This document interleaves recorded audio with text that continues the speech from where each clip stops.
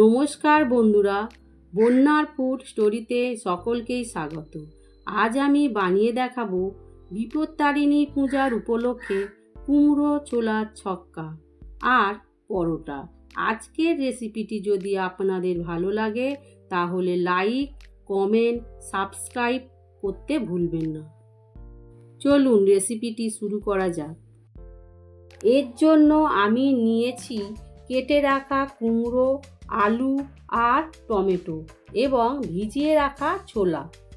এবার কড়াইতে সর্ষের তেল দিয়ে তাতে রাঁধুনি ফোড়ন দিয়ে তাতে কেটে রাখা কুমড়ো, আলু, ভিজিয়ে রাখা ছোলা ও সামান্য নুন দিয়ে নাড়াচাড়া করে 5 মিনিটের জন্য ঢাকা দিয়ে সেদ্ধ হতে দেব। 5 মিনিট পর ঢাকনা খুলে দেখবেন আলুগুলো একটু সেদ্ধ হয়ে গেছে।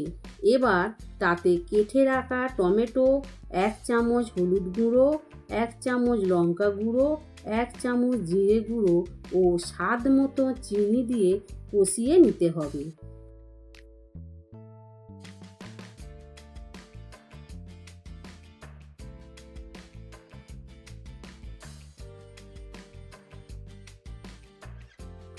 তারপর তাতে পরিমাণ মতো জল দিয়ে 5 মিনিট ঢাকনা চাপা দিয়ে রাখব।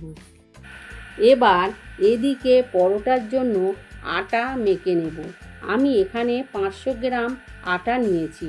এবার তাতে স্বাদ মতো নুন দিয়ে অল্প অল্প জল দিয়ে মেখে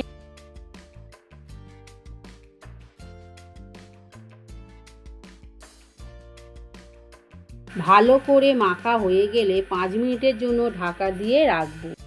5 মিনিট পর ঢাকা খুলে ছোট ছোট লেচি কেটে নেব।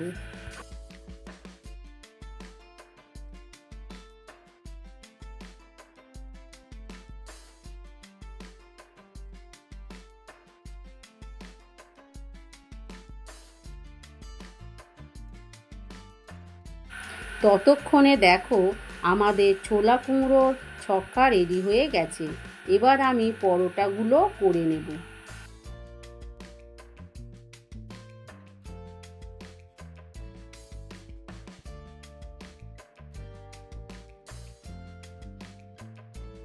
এবার আমি তেল দিয়ে পরোটাগুলো একে একে বেলে নেব।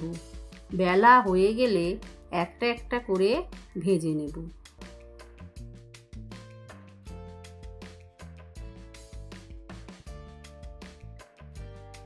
ভাজা হয়ে গেলে রেডি আমাদের কুমড়ো ছোলার ছক্কা আর পরোটা। রেসিপিটি ভালো লাগলে কমেন্ট করবেন আর ভিডিওটি দেখার জন্য ধন্যবাদ।